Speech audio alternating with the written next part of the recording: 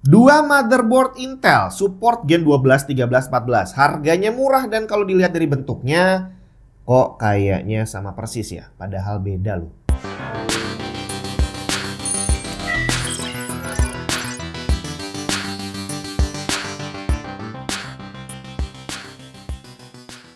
Buat yang lagi hunting komponen PC, bisa coba mampir ke tokonya Tech and Tips. Scan aja barcode ini atau klik link yang ada di deskripsi, terus cek katalognya. Ada beberapa komponen mantan review, ada yang baru, ada merchandise Tech and Tips, dan mau ngerakit PC juga bisa sekalian di sana. Konsultasi gratis, Bre. Ya, ini adalah dua motherboard budget untuk Intel dari Furrion. Namanya adalah Furrion Duracell B660M V4 Pro dan Furrion Duracell B760M V5 Pro. Harga keduanya cuma 1,2 jutaan. Selisihnya nggak banyak nih ya, antara yang kanan dan yang kiri cuma sekitar 60 ribuan aja. Dan dua-duanya udah support CPU Intel Gen 12, 13, dan 14. Yang membedakan dari namanya sih udah jelas. Yang V4 berarti dia support DDR4. Yang V5 dia support DDR5.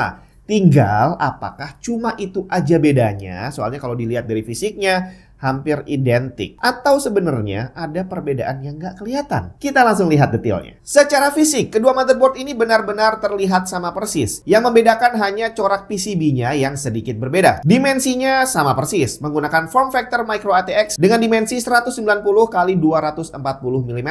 Cocok banget buat kamu yang hobi ngerakit PC dengan casing yang tidak terlalu besar. Dari atas kita lihat VRM yang terekspos tanpa heatsink, penempatan semua port, slot, dan headernya juga sama persis. Kalau kita berpindah ke bagian I/O panel juga terlihat sama, Bre. Jadi yang tersisa sekarang adalah melihat detail speknya, apakah sama juga atau enggak. Untuk support CPU jelas sama untuk kedua motherboard ini, tapi untuk RAM-nya berbeda. Duracell B660M mensupport RAM dengan kapasitas maksimum 64 GB dual channel DDR4 dengan speed up to 3200 MHz. Sedangkan B760M mensupport kapasitas maksimum 128 GB dual channel DDR5 dengan speed up to 6800 MHz. Untuk grafis keduanya sama-sama ngasih PCI Express Gen 4 x 16. Untuk expansion ada satu slot PCI Express x 1 dan ada satu slot M.2 untuk Wi-Fi card. Cuma sayangnya nggak ada slot untuk naruh antena di I/O back panelnya. Untuk storage kita dikasih dua slot M.2 yang support PCI Express Gen 4 x 4. Tidak ada keterangan apakah mensupport M.2 SATA atau enggak. Jadi lebih aman langsung gas pakai NVMe aja. Kalau butuh storage SATA bisa pakai konektor konvensional, di mana di sini kita dikasih 3 port SATA. Di bagian belakang kita masih dikasih PS2 port. Satu hal yang udah sangat sulit kita temui di motherboard modern. Kemudian untuk prosesor yang pakai iGPU kita dikasih koneksi komplit nih. Ada DisplayPort, HDMI, dan VGA port. Kemudian untuk USB ada 4 port USB 3.0 5 gigabit per second,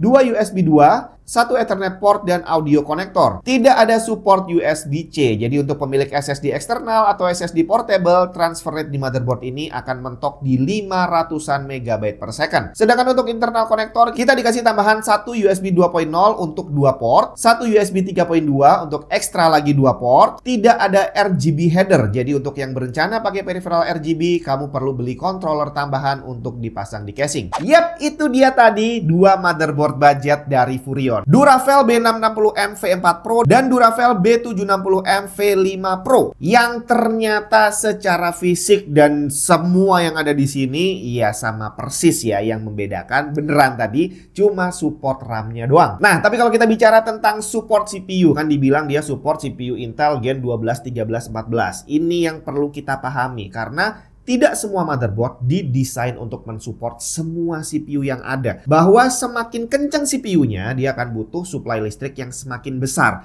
Nah, motherboard budget kayak gini tidak didesain untuk mensuplai listrik yang terlalu gede ke CPU. Jadi kalau dibilang support, iya dia bisa mendeteksi CPU-nya walaupun kelas high-end dia akan terbaca dan kalau dinyalain bisa nyala, bisa dipakai dengan normal. Tapi begitu dipakai untuk kerja berat, ini tidak direkomendasikan. Karena untuk mensuplai daya yang sebegitu besarnya ke CPU kelas atas itu dibutuhkan VRM yang lebih bagus, di mana semakin bagus VRM-nya, semakin besar daya yang bisa disuplai, semakin panas juga VRM-nya, dan akan dibutuhkan heatsink tambahan untuk mendinginkan VRM, di mana semua itu tidak ada di motherboard kelas budget seperti ini. Jadi walaupun dibilang dia support CPU Intel Gen 12, 13, 14, maksudnya adalah untuk CPU yang tidak haus daya. Kelas menengah ke bawah masih oke lah pakai motherboard kayak gini.